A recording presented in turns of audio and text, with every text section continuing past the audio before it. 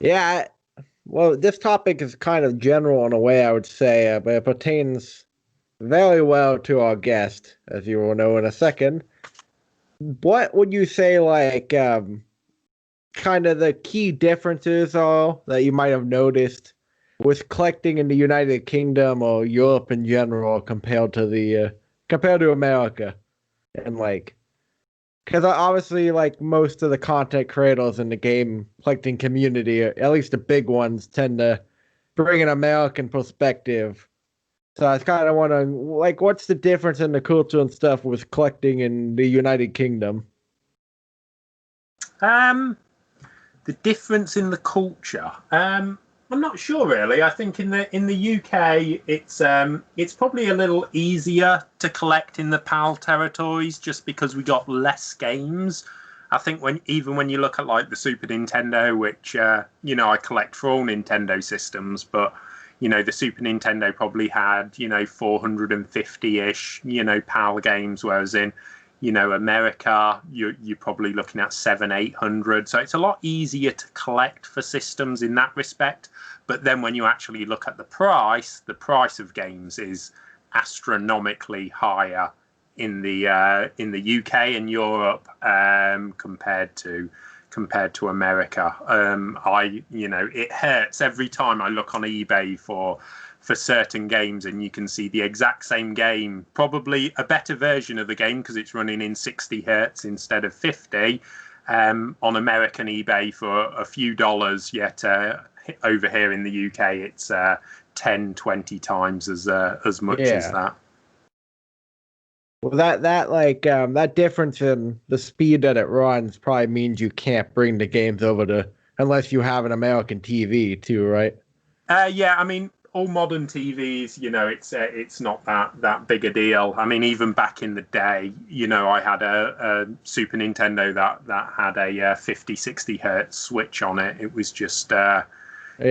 it was just a region lockout, really. So, yeah.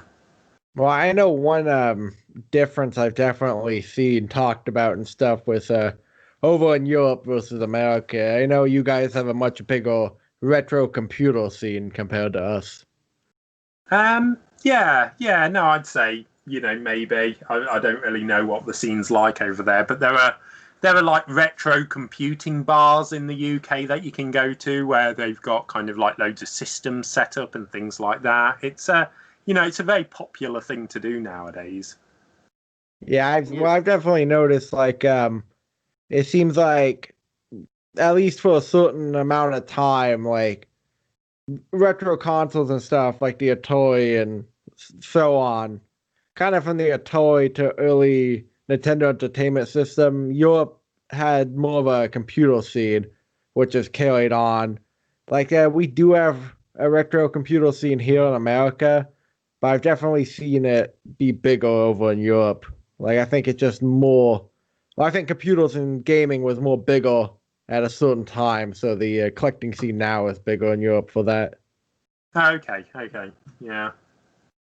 Like I say, I'm mainly Nintendo stuff, so kind of like the early computer things and Atari, etc. Obviously, I know about them and different things, but my house is only so big, Right. and That yeah, computer retro computers are cool, but you got to get a monitor and stuff. And like you, I there's no way. There's yeah. not enough room now.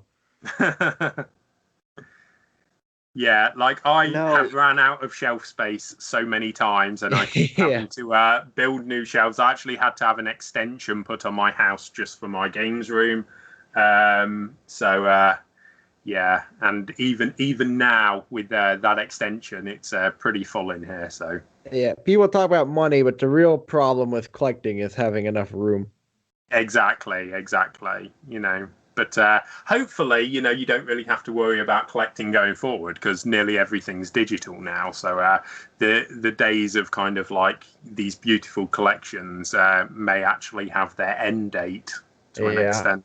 I'm gonna hold out as long as possible. No, But definitely. I can never understand why people buy a digital version of the game for, in some cases, more money when you've got zero resell ability to it. And no box, no nothing. Right. I can't understand the logic to it. Plus, it's faster to download something from a disk than over the Wi-Fi.